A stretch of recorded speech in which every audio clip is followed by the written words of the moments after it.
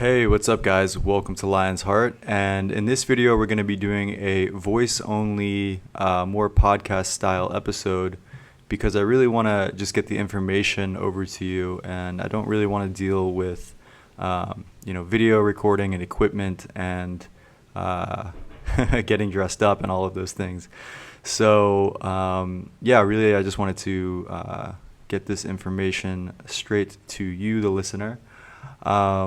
So today we're going to be talking about the 3 layers of attraction. And this is something that I've been finding very interesting and very fascinating recently.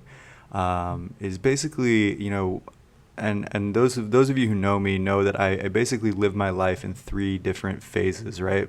I have the consciousness meditation phase, which is usually about 2 or 3 months, where I go really deep into, contemplation and meditation, and I'm offline and I'm not doing Lion's Heart videos, and I'm kind of just doing my own thing there, right? I'm doing retreats, I'm doing yoga, I'm reading books on consciousness, and that's kind of my dissolution phase, you could say, where I just come back to zero. And then I have my life purpose phase, which is where I really get disciplined about, my habits and my work. And, that's where I really go hard on like habits, you could say. It's like the foundation. I get the foundation down. Maybe I work and try to make some money, get my finances down. I go to the gym a lot. I meditate every morning for an hour. I read for an hour. Like it's just very, and I work on Lion's Heart a lot, building this business. So that's kind of like my kind of go hard. You could call it like my David Goggins phase, which is also usually about, 3 months or so. And then I have what I would call my Svadhisthana, which is the chakra that's related to the sexual energy and the social energy, right? So it's like sexuality and socialization, right? And that's the phase where I kind of actually, because Svadhisthana is about pleasure, right? It's about enjoying life. It's a little more tantric. It's a little less disciplined.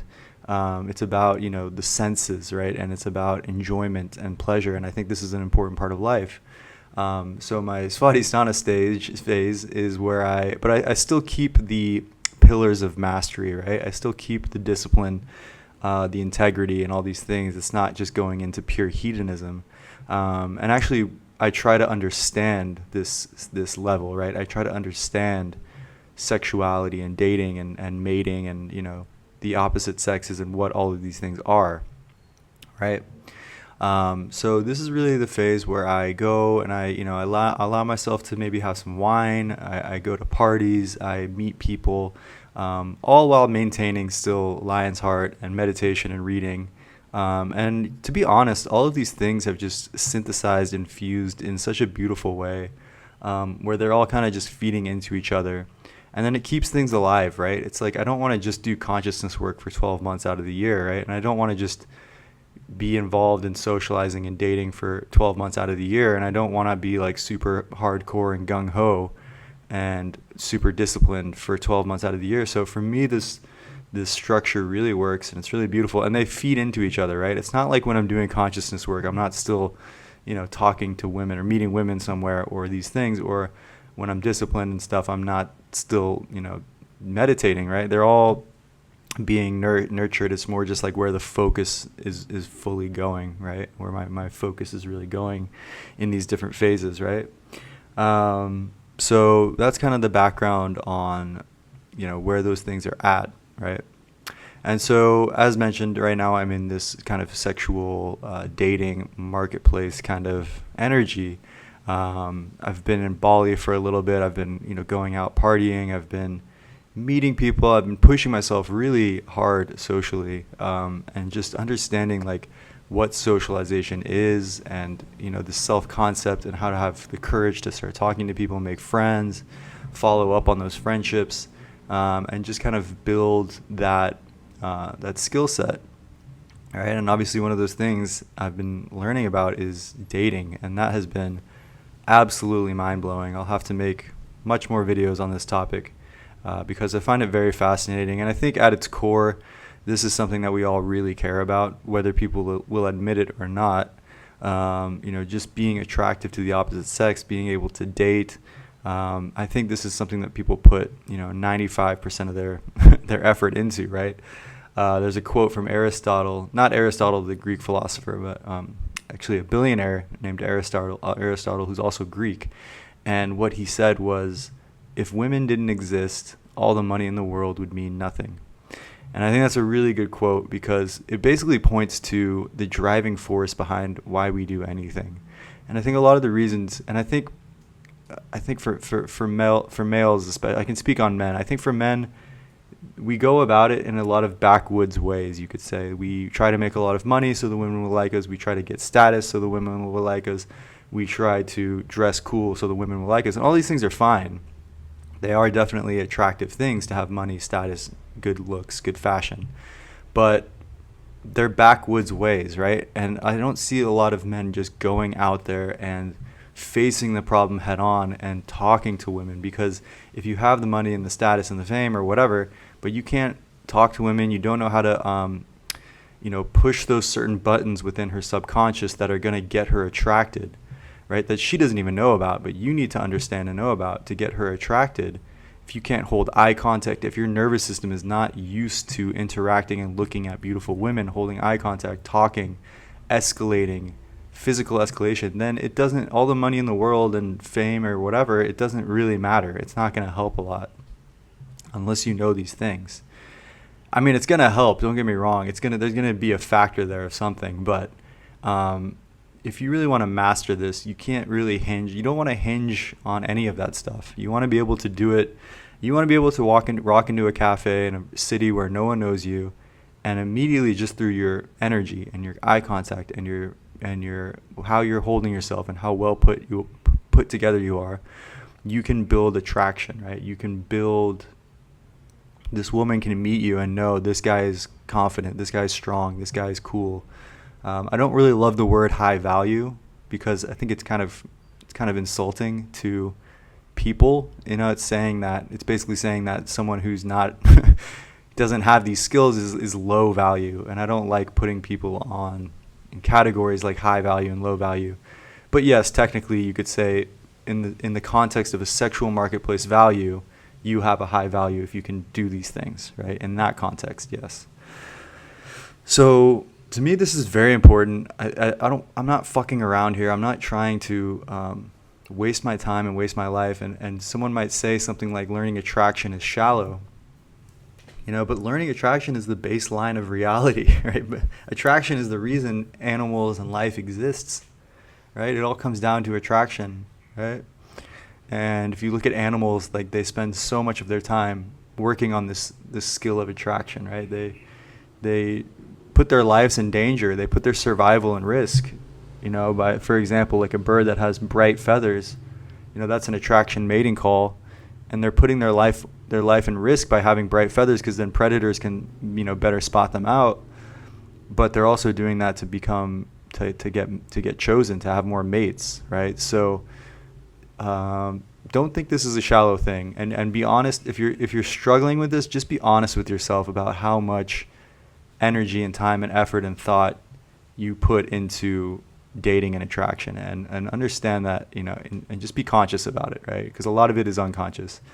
But I think a lot of the stuff we do revolves around this. So again, what I'm saying is it's better to just face it head on. If you're a man, go up to women, learn how to talk to women. If you're a woman, learn, the dating essentials for women. Learn how to, present opportunities where, men can have that way of speaking to you and talking to you, and learn how to be feminine, learn how to be flirty, learn how to be fun, learn how to kind of let him lead and allow him to escalate things and these things if that's what you want, right? So I think this stuff is very important, and what I love about it is that it can be improved, right? You can get better at these things. It is a skill, and especially for men, you can really change your. You can go from like a 3 to a 7, with just learning these skills, doing a little bit of cleanup, doing a little bit of fashion. But most importantly, working on your self-concept and learning these skills. So let's dive in. What are the 3 layers of attraction? Right? What are the 3 layers of attraction?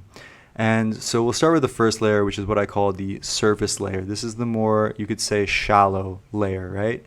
This level is person A walks into the room and they are either hot or they're not. And your subconscious mind pretty much immediately picks up on this layer of attraction, right? You can be like, wow, that girl's hot, that guy's hot, right? You don't have a clipboard and a pencil and you're not checking, oh, small hip or nice hips, big breasts, she has long blonde hair. Okay, yeah, I think I'm attracted. No, it's just boom, within half of a second, maybe even less than that, you know she's hot, you know she's attractive. And what's interesting about this is there's actually so many factors coming into play, but your mind just basically within seconds tallies all of these factors up and basically sends you the signal of attraction, desire, importance on that person, right?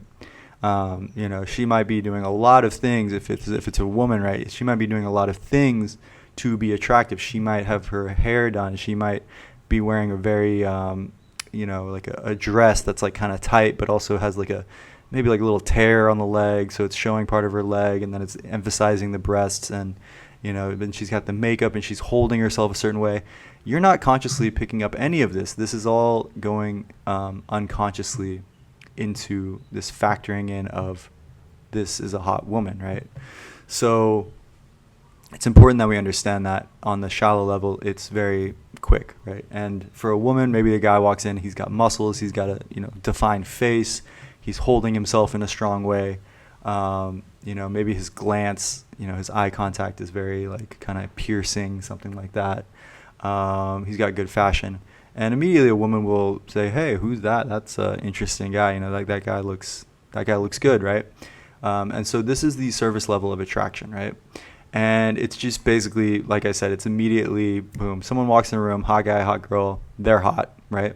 Boom. So some notes and caveats and nuances on this this layer of attraction is that basically this is where so this is a level where men are sold easily, right? We're more visual creatures. We're more physical, you could say physical creatures. We value that a lot. And this isn't a good or bad thing. I don't think attraction is a choice. It's a certain way that we're wired. And for whatever reason, men are just much more visual, and we're much more easily attracted on a physical level, right? And if we be honest about this, if we're in like a cafe or a bar and a beautiful 20-year-old blonde, model walks in the room, most guys, they're already sold, right? They are attracted, they're willing to sleep with her, they're willing to pursue her, right? And it's almost like in that moment it becomes the challenge, right? The challenge is to get her attracted just because she's hot. And as you get older and as you get more mature and you develop more, you care more about different metrics, right?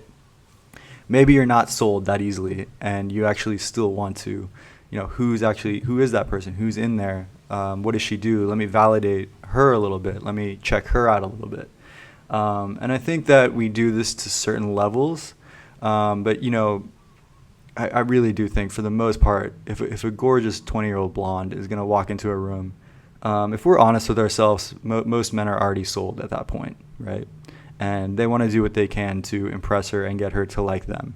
They're not really validating her. They're not really, what I mean by validating is like evaluating her. They're not really checking, she doesn't need to prove anything more to them, is what I mean. From that point on, she's already sold herself. Unless you like start talking to her, she's like a neo-Nazi, or she's like nuts, or is just kind of rude to waiters, or just gross in a lot of different ways. Then if she's just horrible, if she's like a 10 physically but like a 1 personality wise, then I think that changes things. But she can be like a 10 physically and maybe like a 3 or 4 personality, and I think most guys are still going to go for it, at least in terms of attraction and mating. Okay, I'm not saying every guy's gonna marry her, but at least in terms of attraction and mating.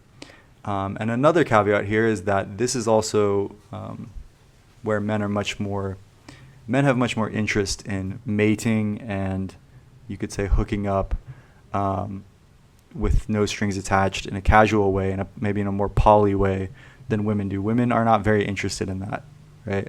And this is kind of a divergence in the chess game of the sexual marketplace, where men and women differ, right? And it's interesting because it even shows in the genitals. Like we have like the sperm, we have millions of sperm, and they go on the move and they run, and she only has one egg, right? And she can only get pregnant once. She can only have a kid maybe once a year, right? If even that. Whereas potentially a man can have, maybe give birth to get 3 women pregnant a day, if they're really fertile and things like that. So this is where it gets interesting, because this is where things differ, and it shows in our attraction, and it shows in how we do things, right? So anyway, the man will be attracted at this point. For women, it's not so much, right? She needs more than just looks to become attracted, right? It helps. It definitely helps if you walk in a room and a woman's like, wow, like this guy's hot or whatever. That's plays in your favor. But there's still a lot more that needs to happen. There's still a lot more that needs to be unlocked within her, that will make her want to mate or sleep with you, right? And I think that's, that's that's a very key difference between men and women, right? Men, you could say, are sold more easily on this first level. Women, not so much, right? I have a lot of female friends who will tell me, there's a lot of hot guys in this bar, but they all are so boring or not interesting or not treating me how I want to be treated, or these things. So I'm definitely not going to sleep with them, right? So I think it's important that we understand this nuance as well, that on this level, layer 1, you could say, it's much more of a male. Men are sold much more here. And another nuance that I'd like to make, as we're in this topic, would be that men are typically the ones that are expected to pursue. They're the seducers, right? The women are more the choosers. The women are the ones that are seduced. And we see this in nature as well. We see that 99% of species, actually, the male is the one that is pursuing. The male is the one that is kind of going, putting himself out there, putting his nuts on the table, if you want to use that metaphor. And he is the one who is going for it, right? And she is the one who's kind of more choosing, right? She gets these courters, she gets courted by these different men, and she gets to choose which one she wants to be with, right? So that's just a little nuance there. But I do think there is a natural order of, as the masculine, as the male, you pursue, you seduce, and she kind of evaluates and chooses. Not to say that can't be changed or done a different way. I just think that's kind of more, I think that when you don't do it that way, there's almost something that feels a little unnatural or weird about it. Like if a woman's at a bar hitting on guys, there's something kind of weird about that. I don't know. Anyway, let's move on. So now we're moving on to layer 2, the second layer of attraction. And this is where things get interesting. So this is the layer of attraction which is completely internal, right? So this is like, what is your self-concept? Who is the one inside of there, right? So layer 1, they walk into the bar, you see them, they're a hot guy, hot girl. Layer 2 is they come up to you and actually start talking, right? And things like the personality start to get revealed. The person that's inside of there, right? And this is actually where things flip, right? Like this is where actually where a male, where women get more attracted, right?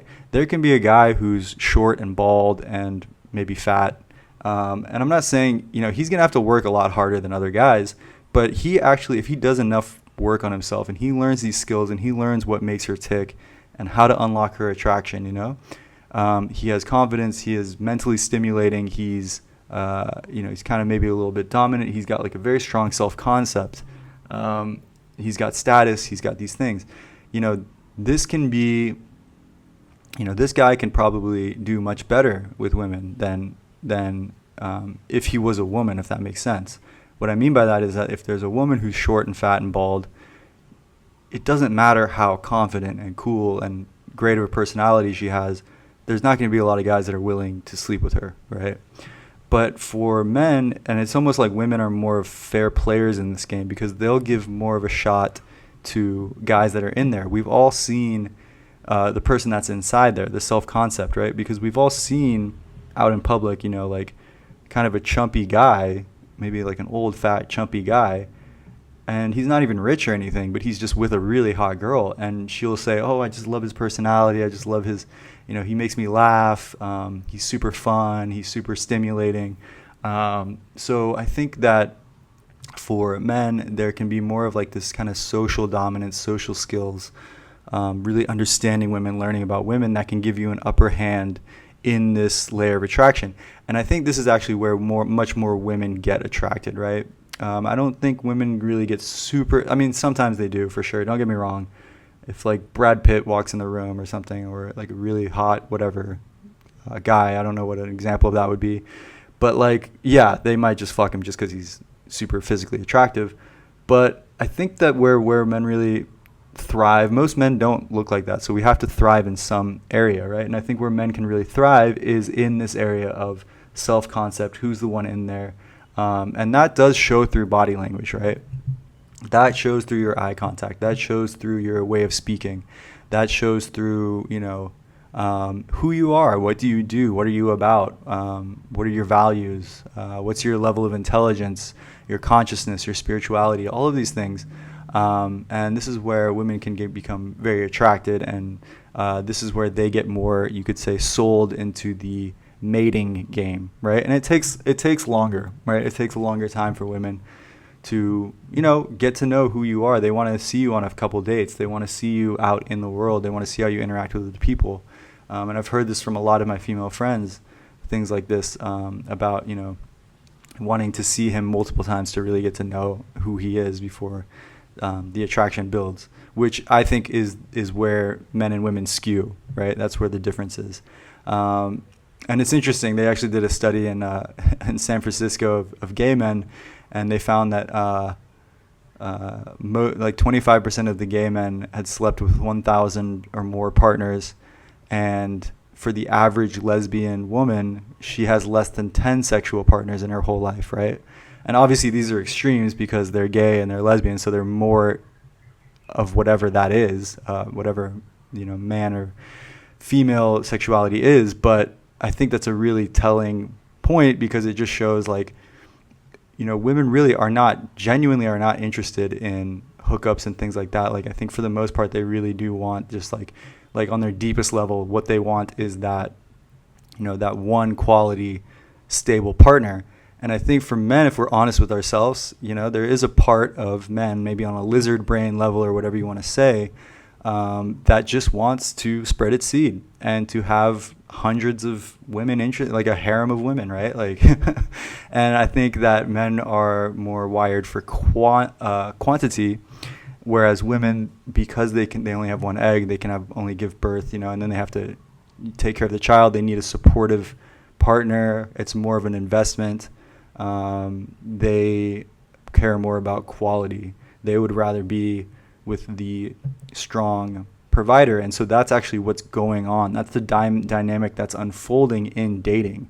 And this is also why you see things like hypergamy, or you'll see like, not really so much in modern society, but in like pre-agricultural societies, and definitely in ancient civilizations. But ancient civilizations where it wasn't fair to the women, I don't think they had much choice, but you would see like one guy who's done really well and has a lot of, power and status and influence, like the top pick, you could say, and he has like 3 or 4 wives, right? And then in the ancient civilizations, there would be kings with like harems with thousands of women, but I don't count those because I don't think the women had much of a choice.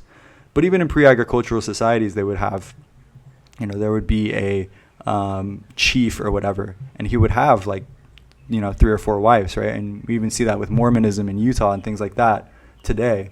But it's not the norm, because I don't think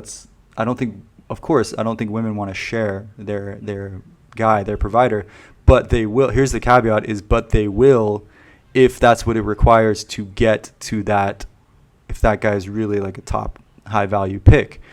And I could ask the women that are listening to this, like, would you rather be John F. Kennedy's third wife, or would you rather be Bozo the Clown's one and only love, right? And I think the answer there tells you everything. So layer 2 is your internal state, right? And what's important here is for men actually to understand that you can improve this very well, very significantly, because your internal state does not exist. Your self-concept is illusory. It does not exist.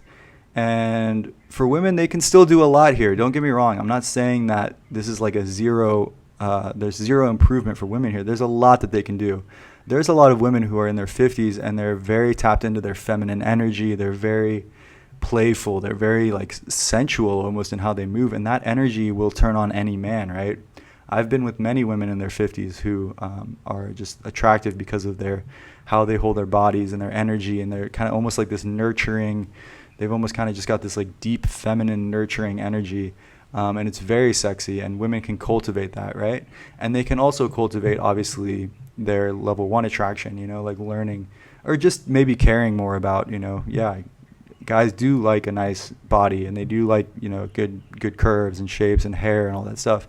But I do think for the most part, women do take care of that very well. So I can't really say like that's something that needs to be focused on. I think women, unfortunately, maybe even focus on that too much and get insecure about it and care about it too much, like body issues and body image issues, and I'm not as pretty as other girls. So actually, what I want to say here is that there's a lot that women can do to still be more attractive that doesn't just hinge on layer 1.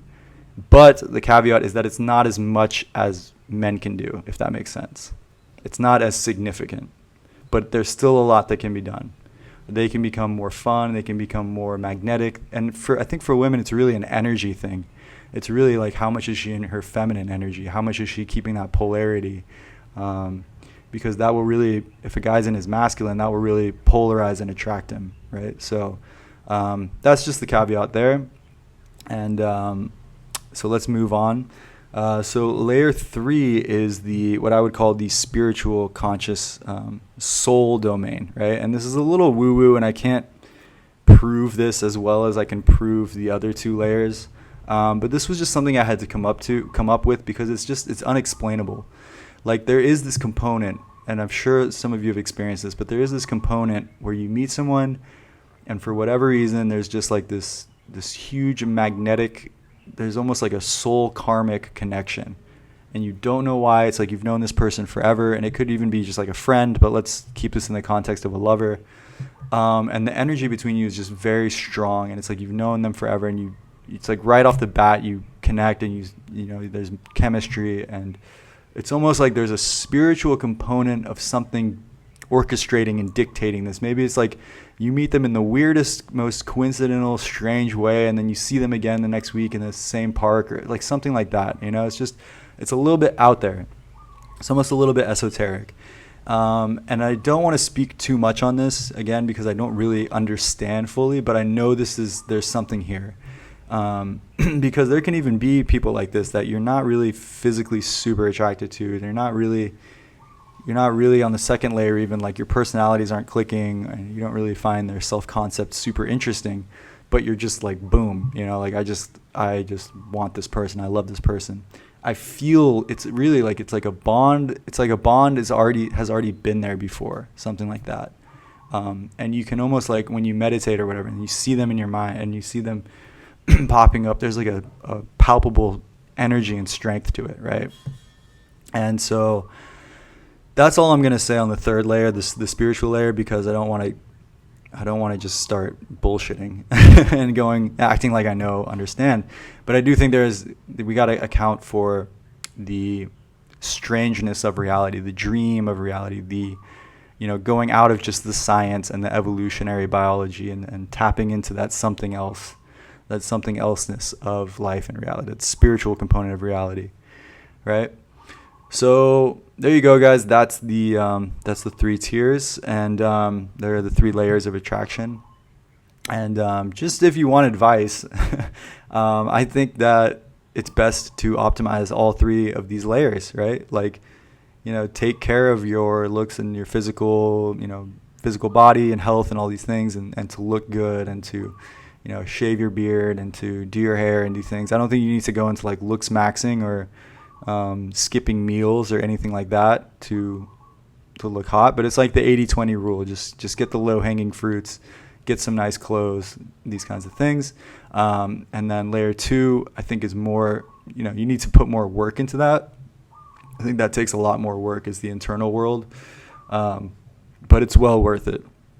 It's well worth it, because this is where you can build lasting attraction as well, right? Anyone can look in a room and look hot and maybe get laid for one night, but it's really when it comes down to their self-concept and who they are that you can go deeper, and this can build more of a authentic, fulfilling, satisfying, lasting attraction, right? So work on yourself, fix your shadow work, fix your traumas, your limiting beliefs, your hang-ups. Have a better self-concept, like as a man who can walk into a room and be powerful and be attractive, and be a king, and same for the women. Have this self-concept and see yourself as a goddess, see yourself as divine, drop into your feminine energy, let the guards down a little bit. I know that's scary, but just letting the guards down a little bit, trusting a little more, but also being discerning. And then the third domain, the spiritual, I would say, there's not a lot you can do. This is more quote unquote fate, but, tap into your spiritual energy. Realize when you're on a date that you're having a spiritual experience. You're with another being, you're with another soul, that it's a spiritual experience, right? And that will tap you into this domain of relating and lovemaking. Get into Tantra, try tantric sex, like see the other person as a soul, as a being. And I think that you can actually increase your chances of connecting in this domain. Someone like, I don't know. Actually, I don't want to say that. What I was going to say was like someone who's in jail, who's a criminal, who's, living a very bad life, is a bad person, isn't going to probably meet many people in the spiritual domain. But that's actually, I don't want to say that. I don't know. Maybe they do. Maybe there is guys in jail who have met their soulmates. There probably are. But what I am saying is that if you really work on your spirituality and you work on the heart and you work on your consciousness, then you'll likely meet more soulmates, if that makes sense. You'll be attracting that energy more. You'll see that more in other people. You'll see more of their soul and that energy. I think of someone like Sahajananda. He's probably had many spiritual partnerships, So there you go, guys. I hope this was helpful. I hope you guys like the podcast style. It kind of just helps me to, just speak into the mic and just get the information through without worrying about how I look or, the cameras or anything like that. And I feel like maybe this can help me to make better, more authentic episodes. So yeah, lots of love, guys, and talk soon. Cheers.